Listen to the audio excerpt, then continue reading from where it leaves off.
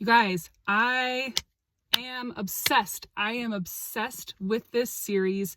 I binge read these books, took only breaks for advanced listening copies or advanced reader copies of books. But other than my commitments, I have dedicated my latest my time to this series, and I want to tell you about it. But I want to tell you, I'm going to be a little bit unconventional with this. This series is so not going to be for everyone. And I say that with every book I review. But seriously, you guys, like, this has a lot of icks for readers, especially even dark romance readers in this series. And I want to be really transparent about that. So I'm going to start with those. And this is not like a Michael Scott, like, I care too much, I work too hard. No, these are real problems. Okay. So we're going to start. The first thing is that these books are not on Kindle Limited, which is not a problem for me. But these books are sort of short and they are pricey. I've seen a better page count to price ratio with many other books, but these are pretty short and they compare to the size of like a 600-page book price, in my opinion. So be careful of that. These books are not big, but they're kind of priced like they are. The second thing is that this book has a lot of triggers that even seasoned dark romance readers are not going to be okay with. I'm not going to spoil and tell you what those are in this video. However, if you message me or ask me, I'm happy to tell you what they are. I just don't want to give spoilers because personally, I like to go in blind and I want to give that same respect to my friends. The third thing is that this series is incomplete. It's supposed to be, I think, a 6-book series. I don't really know. 5 books are published. The first 3 books are about a couple named Shepard and Claire. It's an MF pairing. And then the books 4 and 5, it's like an MFM pairing, I think. Although I don't really know how it's going to turn out. I don't know, because it's not complete. Book 6 is not done, but there is more of a polyamorous situation with that couple in there. The fourth thing is that this author doesn't always write HEAs. Now, I'm not going to tell you in this video because, again, spoilery, whether this series has an HEA. First of all, because I don't know. The 6th book has not been written. But if you need spoilers or need to know those things going in, message me. I'm happy to tell you. I just don't want to put them in the video without warning for people like me who just want to go in blind and be surprised. The last thing, which I loved, but this is something that a lot of readers hate, this is written in third person. In my opinion, this series had to be written in third person. It does the series so much justice, the way that the author wrote them, but a lot of people can't handle third person. So if you are a person that can't handle third person, don't go into them. So now for the good stuff. Okay. If you haven't run away yet, I think this series might be for you and you've got to listen to this. So this is, get this, a dark Omegaverse series, and it's a dystopian, right? Like, this is so up my alley. Like, this has my name written all over it. Now, I haven't read as many Omegaverse as some other people, but I do enjoy it. However, this was very interesting because I don't recall these characters ever shifting into wolves. I mean, like, when I think of Omegaverse, I think of wolves, but I don't, unless I missed something or I just like zoned out or something, I don't recall these characters ever doing that. However, there is an Omegaverse hierarchy, and with your alphas, betas, and omegas, so you have your alphas, which are your top tier, are your more powerful characters, your betas, which are kind of like your obviously less powerful, and then omegas, which have almost no rights. They're there for like breeding purposes for alphas. And they're regarded really high, but they're really rare. They have no rights. And there's this whole system situation set up.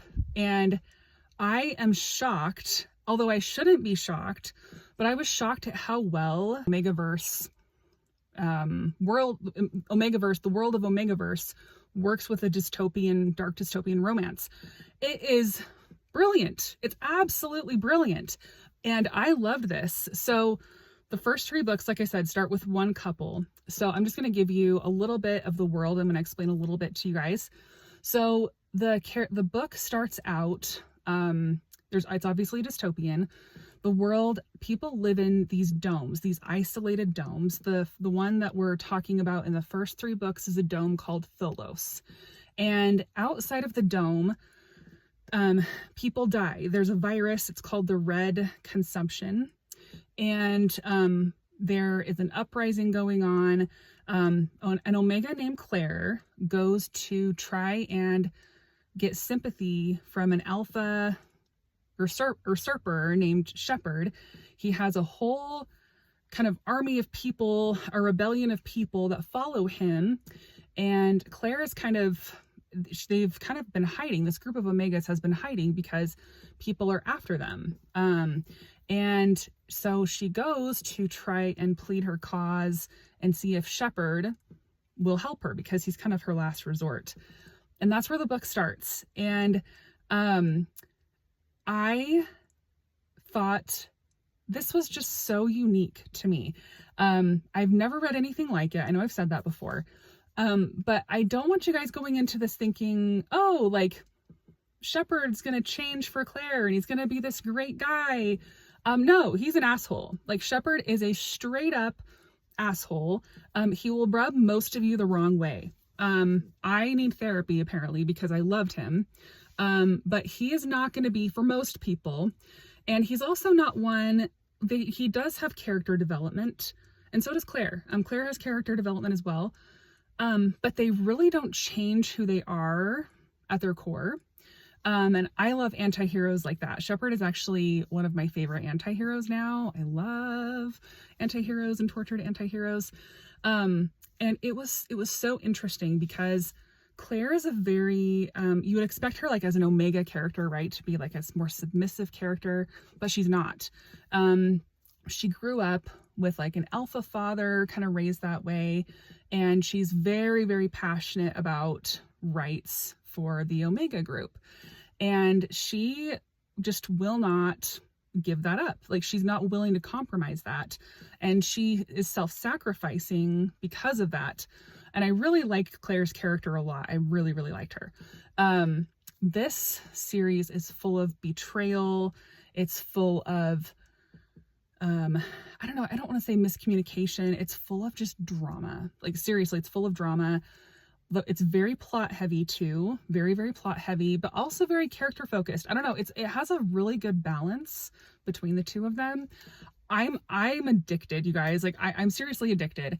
And I'm not even bothered. I'm not even fussed by the fact that the series isn't complete because I'm satisfied with where it is now. I need to like move on from my life because this series has been like consuming my every thought. But it's brilliant. It's going to be really hard, I think, to top this for Omegaverse for me. It works so well. Are the books perfect? No, but no book is perfect. And wow, I am thoroughly, thoroughly impressed with this. Had to jump on and tell you guys about it. But again, it's not going to be for most people. If you have any questions or you want to know something, feel free to message me. I'm happy to tell you about them. But seriously, it's not going to be for most people. And you're really going to want to check your triggers or go in blind and know, hey, this may not be for me, and that's okay, and just be done with it.